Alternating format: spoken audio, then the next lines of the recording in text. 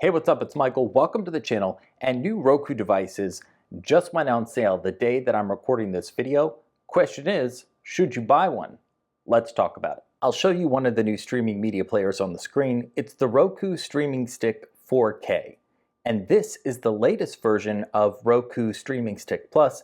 Maybe you've seen that featured on this channel before. You may be thinking, another new Roku launch already? Less than 6 months earlier, Roku introduced the Roku Express 4K Plus, and that device replaced the Roku Premier.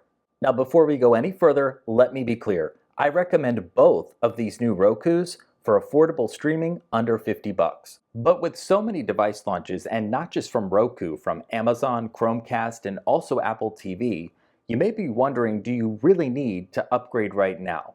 Well, don't be so fast to buy into the marketing hype. Today, I've got 3 things to consider before you upgrade. Number 1, does your current streaming device still work? If you've watched my YouTube videos or visited my website, you know that I believe the best cheap streaming device is probably the one that you already have. And I polled my YouTube community just last night about this. The overwhelming majority of people said they only buy a new streaming device when their current one stops working. And just based on my experience, a lot of the cheaper Rokus and other devices like Amazon Fire TV last about 3 years before they slow down. Again, just my experience. Let me know yours down below in the comments. If your Roku is acting up for the first time, there are a few things I would check before giving up on it. You can change the batteries, check for system updates, and perform a system restart, verify your wireless signal strength, and as a last resort, perform a factory reset. You'll know when your Roku starts to wear down, and that is definitely a time to upgrade to a new device. But I agree with the majority who answered this poll. For most people, no need to upgrade every time a new model is released. Moving on to number 2, will you get more features by upgrading? Okay, so we talked about performance in the first section. Now we're going to talk about features because that's another thing to consider before you upgrade. Let's talk more about the new Roku Streaming Stick 4K. As I mentioned, this device replaces the Roku Streaming Stick Plus. And Roku says the new device boots up 30% faster to ensure a smooth streaming experience, even when you're watching in 4K. Now, you may not be watching a whole lot of content in 4K right now, but think ahead a year or two. That's why this is one of the features that tops my list when you're considering a new device. And you don't have to spend a whole lot for 4K compatibility either. The Roku Express 4K Plus, which launched earlier in 2021, can also give you great picture quality.